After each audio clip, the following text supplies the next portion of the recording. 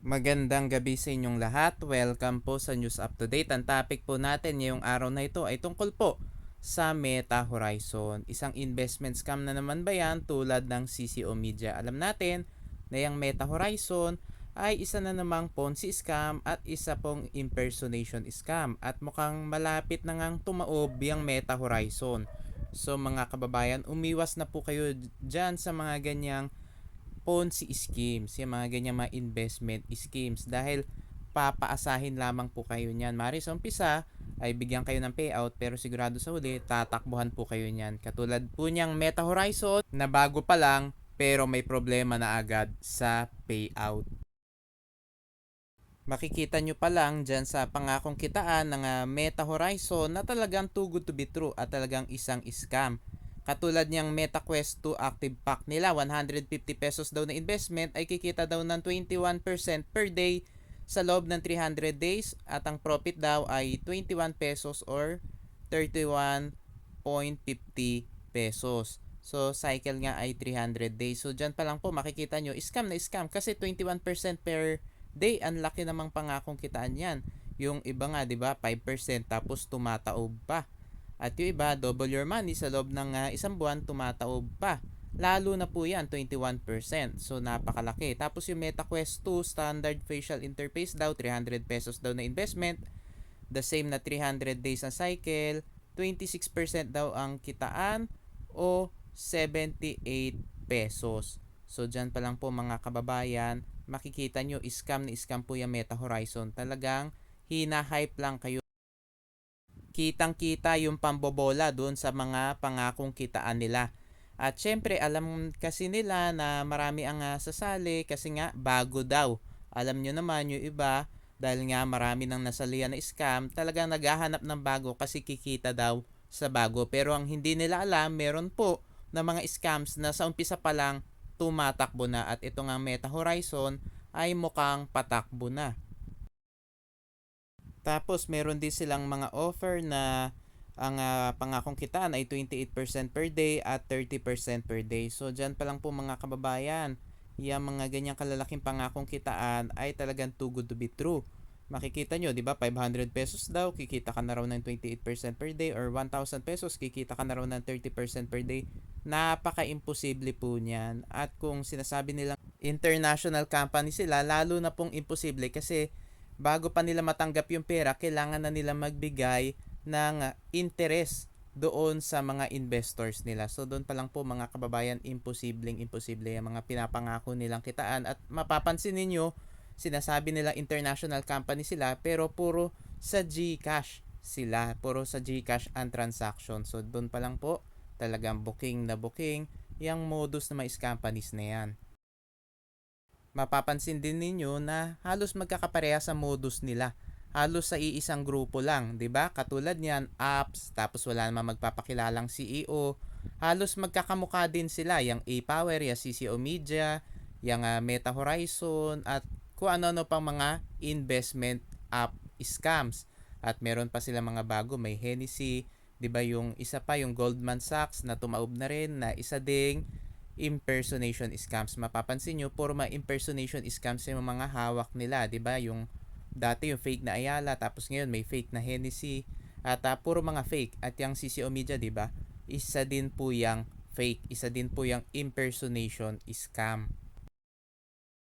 At doon naman sa Telegram ng Meta Horizon o yung Meta VIP official, bago naman ang kanilang pinopromote, yun namang impersonation scam din na ang pangalan ay Hennessy at ang ino-offer nga daw dyan ay investment doon daw sa mga alak. At ang pinagmamalaki nga nila, bago lang daw yan, kaka-launch lang daw nung September 24. Para nga ma-hype yung iba at sumali din dyan sa company.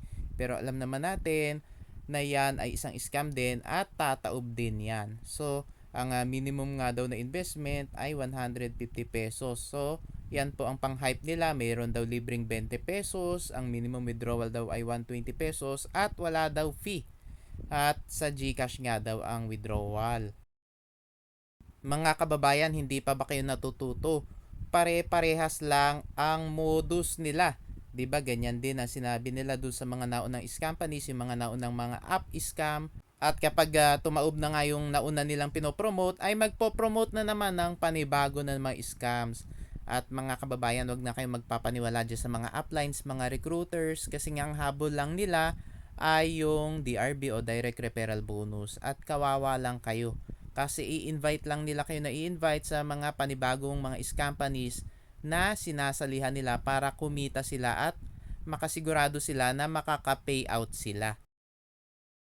Alam naman kasi natin yan na yan po ay mga Ponzi schemes. Ibig sabihin, yung ginagamit na pang payout dun sa mga naunang investors, dun sa mga naunang recruiters, mga naunang uplines ay galing po sa pay-in ng mga bagong investors. Kaya nga todo-todo sila sa pagre-recruit para sigurado sila na may matanggap na payout at makatanggap din sila ng direct referral bonus. Marami dyan sa mga upline, alam naman nila na scam talaga yung sinasalihan nila. Kaya lang sila sumasali daw dahil bago pa lang at lagi nga nila sinasabi, invest what you can afford to lose. Kasi sa dami ng sinalihan nila mga scams, alam na nila na scam din yung sinalihan nila at alam nila na tataob yung kapag naabot na nga yung quota. Kaya lang sila nagsasabi ng mga ganyang warning para nga sabihin na nagbigay sila ng babala dun sa mga nire-recruit nila kasi takot din sila kasi alam nila na pwede silang kasuhan nung downline nila at kapag kinasuhan nga sila nung downline nila ay pwede rin silang makulong. Kaya nga mga kababayan, umiwas na po kayo dyan sa mga Ponzi scams na yan at wag na rin po kayong magre-recruit. Maawa po kayo doon sa mga mare-recruit ninyo at maawa din kayo sa sarili nyo kasi pwede po kayo makasuhan at makulong. Kaya daw walang payout dun sa Meta Horizon dahil daw nagkaroon ng problema ang GCash.